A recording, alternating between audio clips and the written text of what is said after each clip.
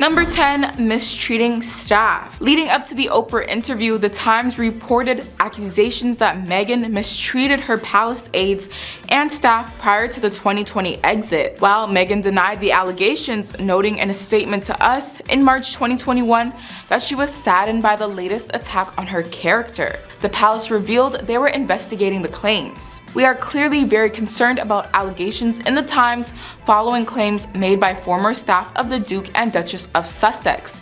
The statement read, "Accordingly, our HR team will look into the circumstances outlined in the article. Members of staff involved at the time, including those who have left the household, will be invited to participate to see if lessons can be learned. The royal household has had a dignity at work policy in place for a number of years and does not and will not tolerate bullying or harassment in the workplace." Number 9, ditching friends for royal status. Is Meg ditching her friends for her royal status? A former friend and colleague who said Meghan ghosted her was Gina Nelthorpe Crown, who found the future Duchess to be hugely charismatic when they first met in 2014. Gina said she last heard from Meghan when the future Duchess told her she was giving up her career and terminating their contract. Ouch, Meghan felt no type of way about letting go of a former friend. It seems as if a couple people have claimed that she cut them off as soon as she and Harry became serious. So I wonder how Harry feels about this. But at the same time, if Meg knew these people would share her business, then it would only be safer and easier for her to keep her distance from them. Clearly, they're still talking about her and airing out her past, even though she doesn't talk to them anymore. So, did the Duchess make the right decision? Drop your thoughts in the comment section. Number 8, mockery. Meghan mocking the royal traditions. Now, as many know, there's a scene in the series that shows Meghan doing an overly dramatic take of the royal curtsy she was to do when she met the Queen. As she is laughing it up, look over to Harry and notice his reaction. He is staring at her as if he's annoyed with her mocking something that is a part of his tradition. Interesting. Seeing as he is uncomfy by the mockery, it is definitely not a good look for Meghan at all. Other than the mockery, there have been several instances where Meghan chose to do what she preferred rather than respecting the rules of the royal family. Meghan's critics would say it was presumptuous of her to think that the centuries-old monarchy would suddenly change up its operations because of a newcomer.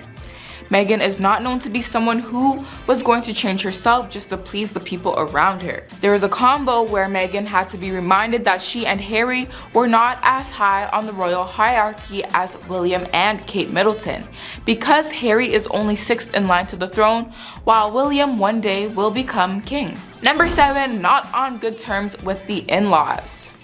When the news of Harry and Meghan's move out of Kensington Palace to strike out on their own first broke in November of 2018. The public and the press came to a unanimous conclusion as to why that would be. Meghan. Everyone pointed the fingers at the new royal, suggesting her alleged difficult Duchess attitude was not just reserved for the staff and had caused a feud between her and Kate. Obviously, all that turned out to be untrue. The Sussexes were expecting a baby and wanted more space than the 2-bedroom apartment they lived in at Kensington Palace. Kate and Meg have always had problems. It came out in November that there was a ton of tension between the royal family, as Kate and Meghan were not getting along. This meant that Prince Harry and Prince William were also not getting along, and the whole family just was not seeing eye to eye. This was super hard on everyone, but especially the Queen. Queen Liz was actually so fed up with the drama she made Kate and Meghan sit down and sort it out. Number 6, short temper. Meghan and Harry's whirlwind romance has been in the spotlight pretty much since they got together. With fans and haters watching their every move, this couple is used to getting lots of attention, whether they like it or not. When Harry got with Meg, people started watching Meg like a hawk, dissecting her every move.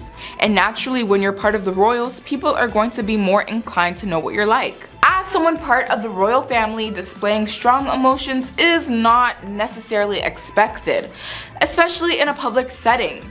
After being invited as a guest speaker at the Power of Women charity benefit, Meg seemed irritated after pictures of her were published where she was seen lashing out at an employee in the parking garage.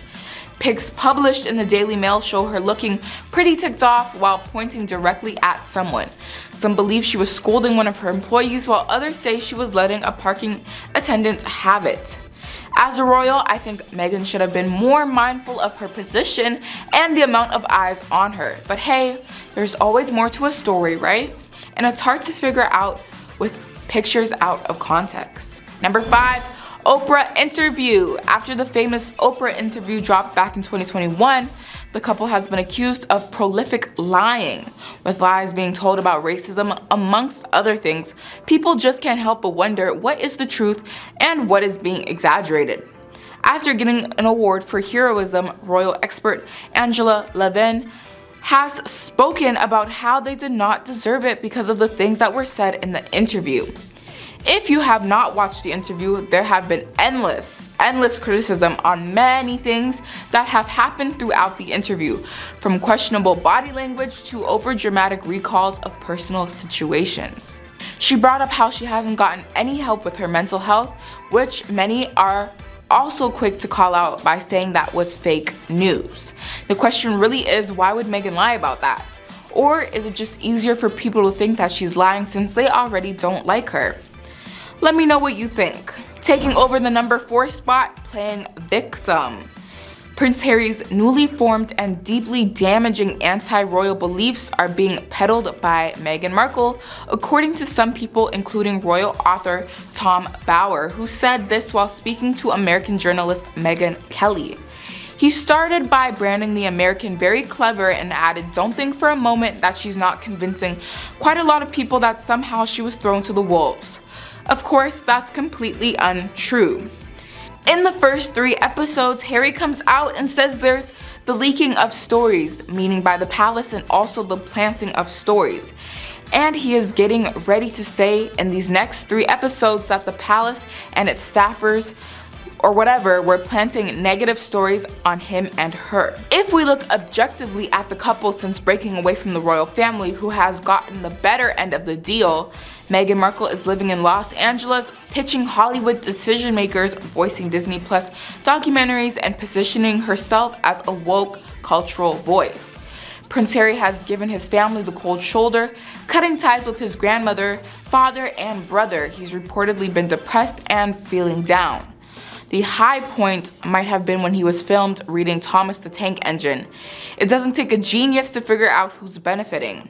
The final straw was watching Prince Harry throw his grandmother and all she's accomplished for the Commonwealth over the past 67 plus years under the bus, just to provide Meghan Markle with yet another cause to pursue. As if that wasn't bad enough, he made a complete fool of himself by showing his lack of knowledge on the matter. Seems to me like the Meghan haters are making it seem like it's Meghan's world and we're all just living in it. I'm not defending anyone, but making claims about situations you aren't a part of is very much giving fan behavior. Taking over the number 3 spot, Princess Diana 2.0. Apparently, Meghan always wanted one thing in life, and that was to become a member of the British royal family. Now, she's never confirmed that, but her friends say that she was always fascinated with the royals. According to some sources, this was all a part of Meghan's plan. She's wanted to be a princess since she was a teenager, her old pal once said. She was always fascinated by the royal family. She wants to be Princess Diana 2.0. She will play her role of lie, but my advice to him is to tread cautiously. I'm not shocked at all. It's like she has been planning this her whole life. She gets exactly what she wants, and Harry has fallen for her plan. Talk about an awful friend for outing Meghan like this, right? Number 2, not caring to learn about the royal family. Within an interview with Oprah, Meghan claims she knew nothing about the life she was set to live with the love of her life, Prince Harry. According to a well-placed source, that was, wait for it, a blatant lie. Prince Harry and brother William's private secretary at the time had created an organized folder with information and contacts to help Meghan in this transition into royal life. But clearly she didn't care to learn any of it, and on top of that accused the palace of not directing her through this journey. Sounds like a you problem, Meg. Another lie she had orchestrated was about not having her niece invited to the wedding she had said was guidance through the palace, when in reality the press team was desperate for Meghan to have more family and friends at the wedding, but she simply did not want her niece exposed to the media. And finally, taking over the #1 spot, the famous Netflix docuseries.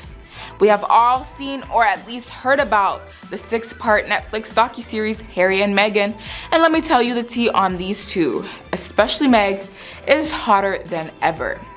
While it was back in 2020 that the couple stepped down from the throne to live a life away from the royal responsibilities to have a quiet and normal life, we can't help but question why everything they've been doing is the exact opposite of quiet. The internet has been up in flames over Meghan's behavior in the docuseries, and some even feel as if it should just be titled Meghan because of her dramatic approach to topics that some do not feel deserved a whole series, especially if they wanted a life away from the press and media. Body language experts have revealed that Meghan's behaviors and actions show her as a manipulative narcissist who is using Harry's vulnerability against him and controlling him to do everything she wants. Others believe she wanted to step away from the royals because she was unable to control the narrative of the British press. Now that is some drama. Starting off with number 10, friends with Charles's wife. Before Diana learned that her fiancé was in love with another woman, she and Camilla were good friends. She even anticipated that she would be a part of her social circle following the royal wedding. Diana, on the other hand, realized before she and Charles got married that Charles still had a flame for his former partner, even though she was married at the time. Diana stated that she wondered if Camilla was making a mistake when she saw her in the church on her wedding day.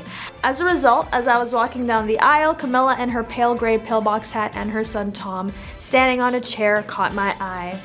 Literally what she says in one of her books. Number 9, blindsided princes. It's said that William and Harry were blindsided by their late grandmother's decision to approve of Camilla's title as queen consort. According to Christopher Anderson, a royal expert and author, the decision was driving a wedge within the royal family. Here's hoping that everyone gets over it. And although it is said that William and Harry are now friends with Camilla, King Charles has a long history of having an affair with her in the 80s and 90s while he was still married to Diana.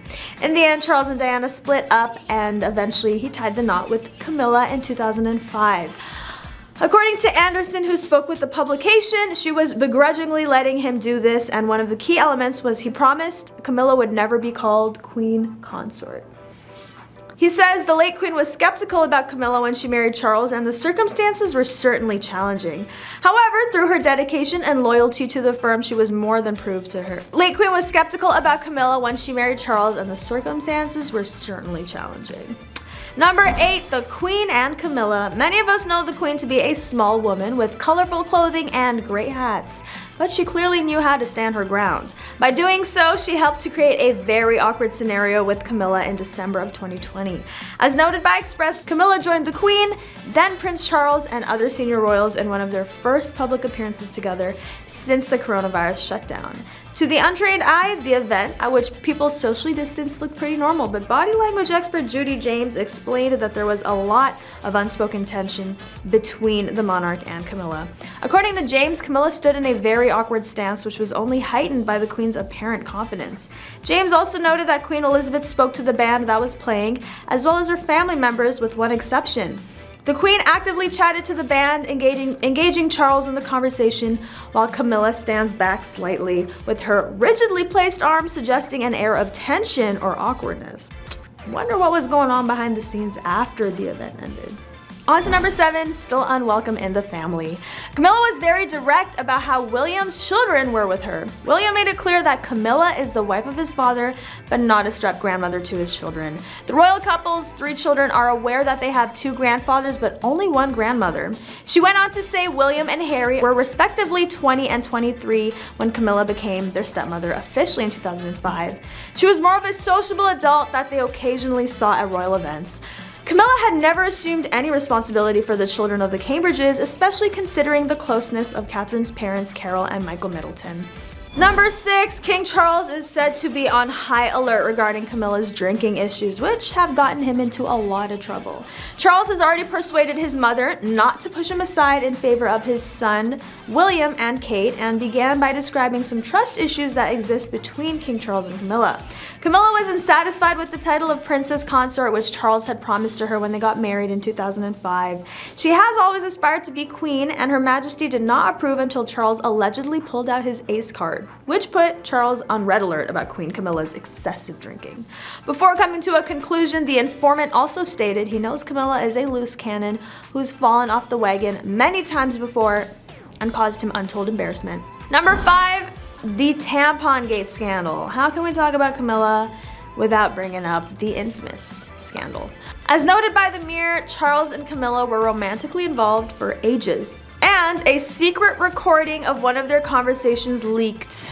Cue Camilla Gate.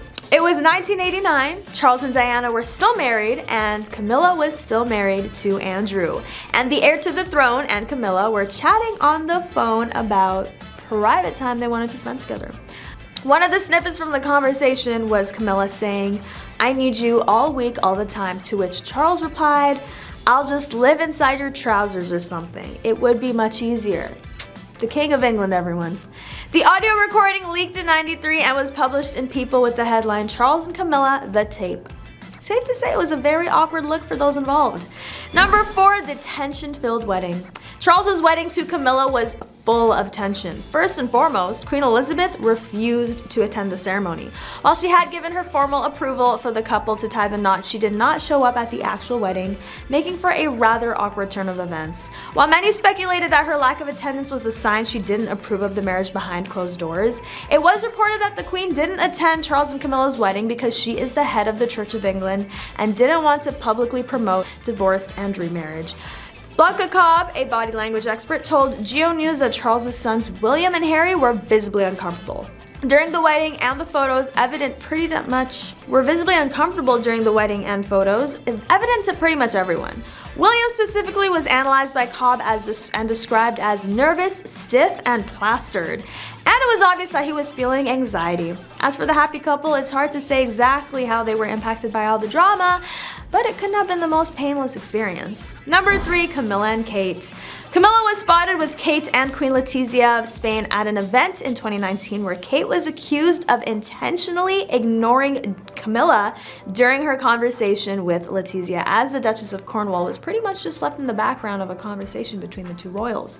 In the caught-on-camera moment, Camilla can be spotted trying to engage in conversation and seemingly butt in when she got an opportunity. At one point, Camilla even said something to Kate directly, but Kate just carried on talking with Letizia like Camilla wasn't there. So was it awkward? 100% yes. Did Kate intentionally ignore Camilla? It's difficult to say. Maybe she was just having a riveting conversation. Either way, it was not a cute look. And number 2, Prince William's thoughts on her. Since Charles and Camilla's marriage, Camilla has remained a prominent member of the royal family. However, her stepchildren, William and Harry, have maintained strict boundaries regarding the relationship. Angela Levine, royal author, says that William has made it very clear that the new queen consort will never play his late mother, Princess Diana. Camilla was very direct about how his children were with her. William made it clear that Camilla is the wife of his father, but not a step-grandmother to his children. The royal couple's 3 children are aware that they have 2 grandfathers, but only 1 grandmother. And 1 Prince Harry. In Harry's most recent memoir, Spare, Harry's portrayal of his stepmother, who is now queen, is perhaps the most critical. Despite the fact that Charles and Camilla had been romantically involved on and off for decades, they did get married even after Harry and William begged Charles to reconsider.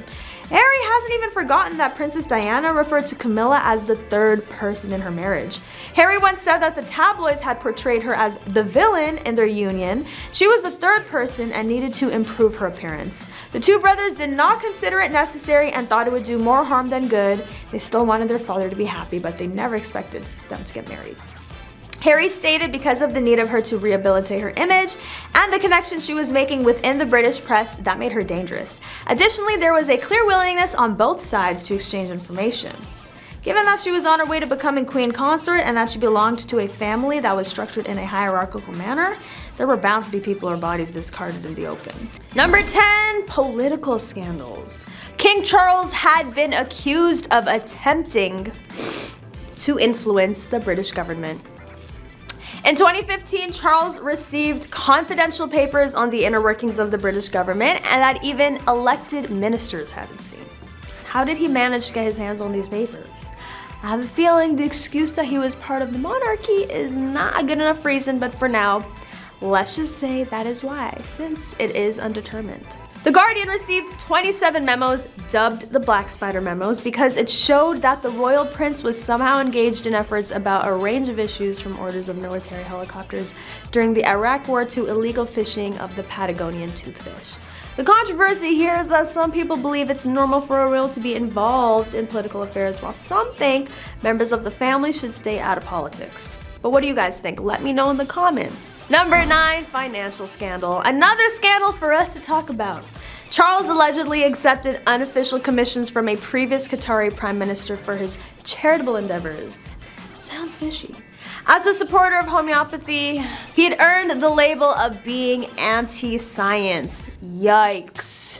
Charles has also drawn criticism for his lavish spendings. The king has 6 homes on his estate, 11 secretaries, a large staff of servants, many expensive cars, and an annual salary of $20 million.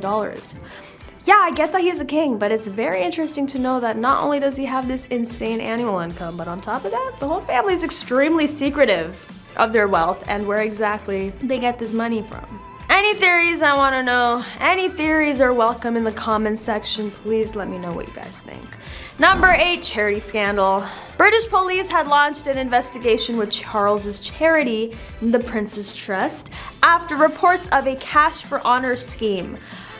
Accusations were made that a close aide, Michael Fawcett, offered a Saudi tycoon a knighthood in exchange for $2 million in donations. The investigation started after it was reported that Fawcett stepped down from his role as the chief exec of the foundation after being accused of misconduct. It was reported that tens of thousands of dollars were paid to make up for links to the king. So basically, they were trying to bribe Fawcett by offering him a royal title in exchange for money which allegedly would be going towards their foundation. Suspicious. Number 7, not the people's king. As hard as it might be for Charles, a key part of being the king is winning over the people, and as overwhelming his scandalous past has been, it's no surprise that there are still people who do not care for him as a king. Many reports from royal sources have claimed that the newly appointed king has waited 70 years for this moment and wants to do as much as he can to become a progressive monarchy and also to win over the hearts of the nation, as well as internationally. But because of their actions, media outlets and those who are more engaged in the royal family drama, like us, have been diving more into the history of the royals, which, let me tell you, is not the most perfect and influential history in the world. Tainted by the countless controversies and scandals, the royal family has been catching a lot of heat about how they are not using their power for the greater good, but rather abusing it while also remaining very secretive. Number 6, anger issues. The seemingly storbic romance between Diana and Charles. We all know how that ended. But one author claims things were much darker behind closed doors. Christopher Anderson has written a book about Queen Elizabeth's eldest son titled The King, The Life of Charles III. He spoke to numerous palace insiders as well as those who've known the former Prince of Wales or worked with him closely over the years. His goal was to further investigate the 74-year-old's lonely childhood and military training, as well as several scandals surrounding his relationships that rocked the House of Windsor. The marriage between Charles and Diana became so volatile that royal protection officers were wary of all the weapons scattered around the palace. Red flag. Anderson claimed the king had a huge temper. The constant tantrums and throwing a boot jack, which is a heavy wooden device for putting on hunting boots, made of iron and wood, which he threw at Diana's head and missed her, by the way. It was Charles's former valet, Ken Stronach, who alleged to Anderson that he was in the room when Charles, in the middle of an argument with Diana, grabbed a heavy wooden boot jack and threw it at her, missing the princess's head by inches. This relationship was so toxic from the beginning. The fact that it lasted 15 years is sad. Anderson wrote that during the marriage, Charles had sunk into a deep depression and thought he was on the verge of a nervous breakdown. He turned to one of his confidants, Arnold Goodman, and allegedly said, "I have nothing to live for." Goodman allegedly felt that Charles was showing the classic signs of depression. Charles not only believed he was trapped in a loveless marriage, but he feared that a divorce, if it could even be granted by the Queen, would have grave repercussions for his children, the royal family, and the monarchy itself. Number 5, royal wealth. Now that King Charles is living a king-size life, how can we pretend there aren't any regal secrets he's keeping from us? After inheriting the properties from his mother, Queen Elizabeth, Charles has been getting a lot more attention, and obviously we're gonna dig into the English wealth and their secrets. For a regular British citizen, any inheritance over $380,000 is taxed 40%. But King Charles doesn't have to pay anything on properties, jewels, and investments that probably are worth hundreds of millions of dollars. Whatever happened to eating the rich? The royal treatment is getting out of hand. Having all this money and privilege on top of not having to pay all the taxes that you need to pay? Insane. The same document explains that the British Crown is also not legally liable for income tax or capital gains tax. Personally, I think the British people should overthrow the throne at this point because taxes shouldn't be reserved for regular citizens. Or what if they flipped and only taxed the extremely rich? Only. That is a society I would love to live in. Number 4, hiding details about their wealth. The royal family is under few requirements to disclose details of its wealth, but all I'm gonna say is if you want to find out, you can. The family's communications with the government are exempt from freedom of information requests, and their official papers are kept secret by Britain's National Archives for at least 50 years. The lack of transparency has led anti-monarchy groups, including the Republic, to call the monarchy an unaccountable public institution that has the power, secrecy, and influence to willfully abuse its position. Without a change, many details of the royal family's private wealth may never be known. Facts about the Duchy of Lancaster's offshore investments were leaked back in 2017, and those detailed roughly $13 million in offshore accounts.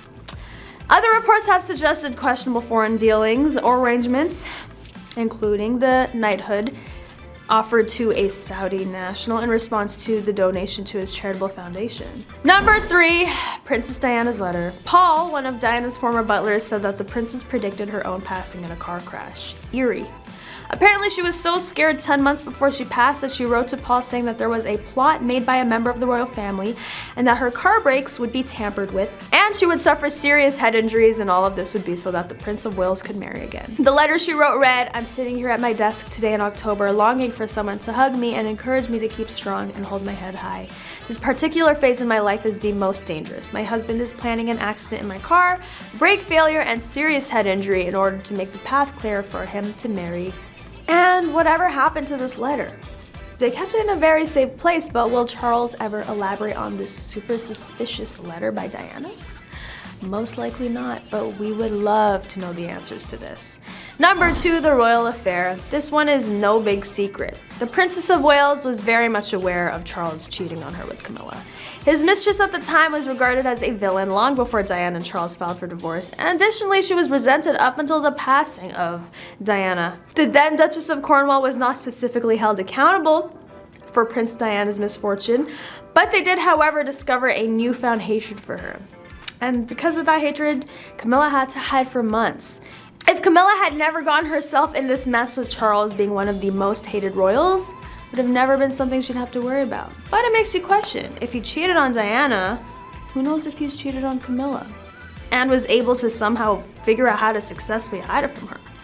Number 1, the unwelcome mistress. The British public's acceptance of Camilla as Charles's lover was put on hold after Diana's passing. Even though it seemed illogical, Diana's passing made Camilla a supervillain in the royal saga. Charles and Camilla probably would have married much earlier if Diana had survived and gotten married as expected. Instead, for a number of years, they kept the relationship under wraps and out of the public eye. In 2004, the Prince of Wales tied the knot with his longtime partner, but she chose not to style her name as Princess of Wales. Number 10, not caring to learn about the royal life. Within an interview with Oprah, Meghan claims she knew nothing about the life she was set to live with the love of her life, Prince Harry. According to a well-placed source that was apparently a blatant lie, Prince Harry and brother William's private secretary at the time had created an organized folder with information and contacts to help Meghan in this transition into royal life, but clearly she didn't care to learn any of it, and on top of that, accused the palace of not directing her through this journey. Another lie she had orchestrated was about not having her niece invited to the wedding, and she said it was guidance through the palace, when in reality the press team was begging Meghan to have more family and friends at the wedding, but she simply didn't want Ashley exposed to the media. Number 9, using Harry for status. Piers Morgan, a morning show host, has been one of Meghan's most outspoken critics, claiming that when she started dating Harry, she dumped him as a friend. In any case, I accept he might befuddle associate with companion. And Piers also tweeted, when Harry and Meghan parted ways in January, she used him to get to the top. People say I'm being too harsh on Meghan Markle, however, she broke up with her parents, the majority of her old friends, the royal family, and her family. She has additionally parted from William and Harry. I'm done fighting. He also referred to them as a pair of repulsive, deluded, narcissistic tools, following their announcement that there would be no further corroboration and zero engagement between them and the 4 UK tabloids. Morgan also forbade Harry and Meghan from being discussed on Good Morning Britain, the Daily Mail, The Sun, The Express, and The Mirror. Number 8, breaking protocols. Here is an extensive list of times Meghan has broken protocols for whatever reason. She's worn dresses of a shorter length than other royal members usually wear. The couple's wedding was not on a weekday, which is royal tradition. While on their South African tour, the couple made a request to only be referred to as Harry and Meghan instead of the royal titles.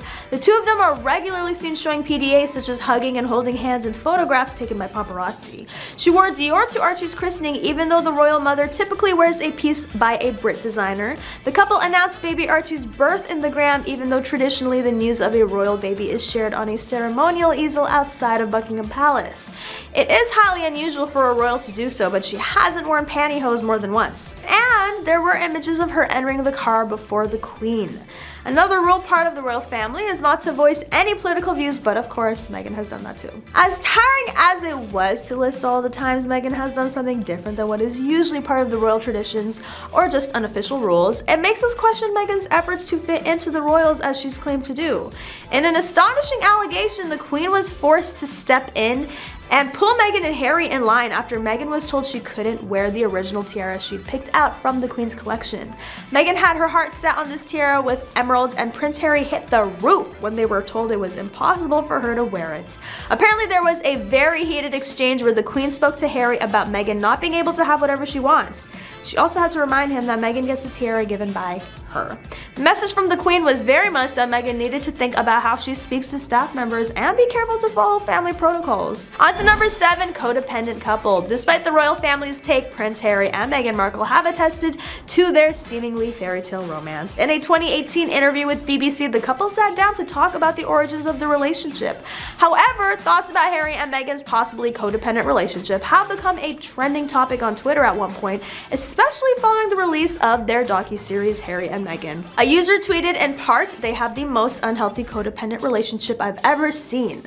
Another person wrote, "I suspect Harry has been literally transformed by what he believes is his intense love for Meghan," adding that he's completely codependent on her. So what will come of Harry and Meghan's future together? Even though we don't know the couple personally, do we think their relationship is based on codependency, or is this just another case of people trying to determine their relationship with limited information? Number 6, Mad Meghan. Meghan and Harry's whirlwind romance has been in the spotlight pretty much since they got together. With fans and haters watching their every move, this couple is used to getting lots of attention whether they like it or not. When Harry got with Meg, people started watching her like a hawk, dissecting her every move. Naturally, when you're part of the royals, people are going to be more inclined to know what you're like, but someone part of the royal family displaying strong emotions is not necessarily expected, especially in a public setting. After being invited as a guest speaker at the Power of Women charity benefit, Meghan seemed irritated after pictures of her were published where she was seen lashing out at an employee in the parking garage. Pictures published in the Daily Mail show her looking pretty pissed off while pointing directly at someone. Some believe she was scolding one of her employees, while others say she was letting a parking attendant have it.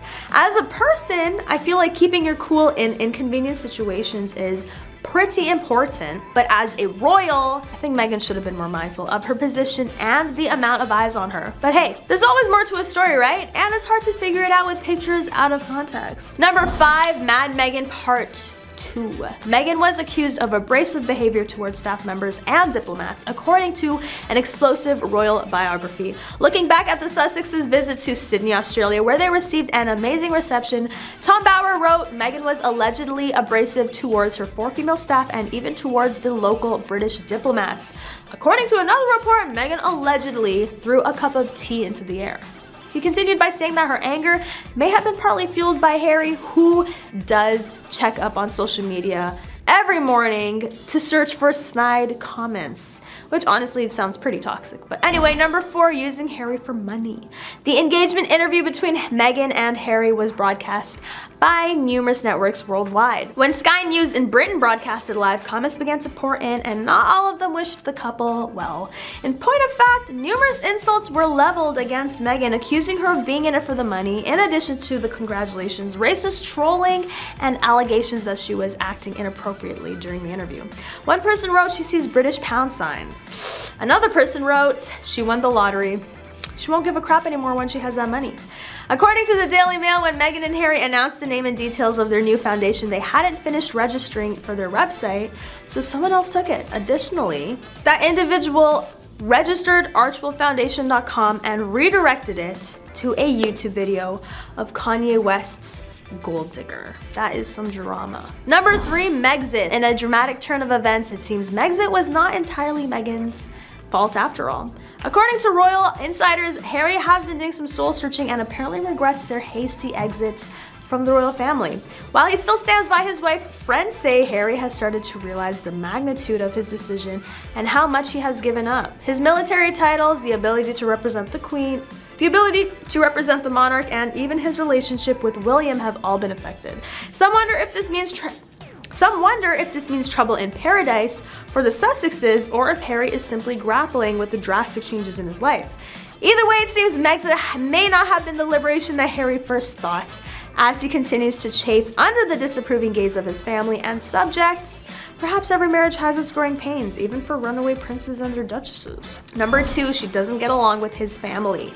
Meghan and the royals have had a rocky relationship, but at the heart of it, all is family. For many couples, having each side of their family approve of the marriage is incredibly important. But when one side doesn't give their blessing, things can get complicated in a hurry. Meghan clearly understands this, as she underwent a lot of pushback when she decided to marry Prince Harry, despite some of the royal family's disapproval and hesitation, making it hard for the relationship to blossom. The fact that Meghan is not accepted within the family presents a challenge for both of them. It's clear that even though titles and fame surround this couple, at the end of the day, all people really want is for their spouse to be accepted by their family. Unfortunately, in this case, that doesn't seem to be an option, leaving Meghan and Harry struggling against constant turmoil and hardship as they try to make their marriage work. And finally, number 1, mockery. Meghan mocking the royal traditions. Now, as many know, there is a scene in their docuseries that shows Meghan doing an overly dramatic take of the royal curtsy that she was to do when she first met the Queen. As she's laughing it up, notice Harry's reaction. He's staring at her as if he's annoyed with her mocking something that is part of his tradition. Yikes. Seeing as he is uncomfortable by the mockery, it's definitely not a good look for Meghan at all. Other than mockery, there have been several instances where Meghan chose to do what she wanted to do rather than respecting the rules of the royal family. Meghan's critics would say it was presumptuous of her to think that the centuries-old monarchy would suddenly change up its operations because of a newcomer. Meghan is not known to be someone who is going to change herself just to please the people around her. And there was a conversation where Meghan had to be reminded that her and Harry were not as high up on the royal hierarchy as William and Kate Middleton, because Harry is only 5th in line to the throne while William is literally next in line. But that is all for today. Don't forget to like, comment, and subscribe for more news on your fave celebrities and juicy updates on the royals. And I'll catch you next time on The Rich Life.